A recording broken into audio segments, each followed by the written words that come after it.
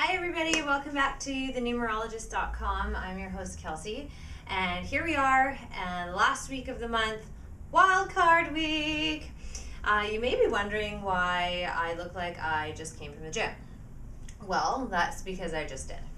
And today I'm going to talk to you about the relationship of numerology and our health. We all understand that health is important and taking care of ourselves is a really important thing for us to be doing. And often I hear a lot of people, being out and about, people are confused about what the best type of exercise is. So here we are, and we can use numerology to gain a little bit of clarity on what's best for your path. Now keep in mind, everyone has their own path, their own journey, so one way of doing things is not always, the best course of action, because we all have our own areas in which we're going to thrive. So when we understand our numerology in our names and in our birthdays, we can start to model the way that we live our lives around that. And what I mean in terms of health is that, let's take for myself, for instance.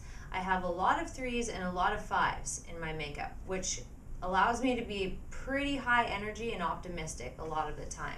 So I'm always buzzing around and doing stuff and being with people and going out and da-da-da-da-da-da-da. And then I also have a more reflective side to myself. And it's in those times where I want to be practicing yoga or doing meditation. And it becomes this dance of finding the balance between those two worlds. Now, if someone is running like super high energy numbers, like 1, 3, 5, and 8, those energies are going to require some type of output and a channel for that energy to go. So things like sports would be really great, or high intensity workouts. So we see a lot of that in gym classes, right? And those kinds of scenarios and circumstances are fantastic for anyone who has high energy numbers that are always busy and on the go, and they want to explore and check out new things, and those are perfect activities. Hiking, like being outside, doing stuff like that is perfect for those types of numbers. And then we have the more gentle reflective numbers like 2 and 4 and 6 and 9 and 7. And these energies are probably going to be wanting to chill out a little bit more. And so that's where things like yoga, Tai Chi, meditation, all of these types of avenues to express ourselves and to get the activity that our bodies require to be in prime optimal functioning levels. And it's just important for us to remind ourselves that what works for one person doesn't necessarily work for another person.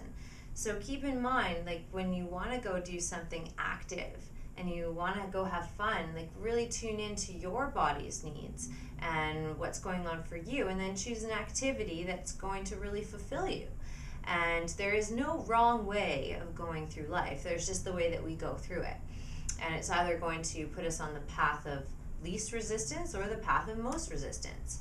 And generally when I find myself on the path of most resistance, I'm just fighting what's naturally so for me. So if I put myself in a scenario where I have to be quiet all the time and really, really structured, I'm probably not going to be that happy, because I know I have this strong desire and need for freedom and self-expression. So being out and dancing and expressing myself through movement is really, really big for me. And I know this about myself, so sometimes as my exercise, I will go out dancing.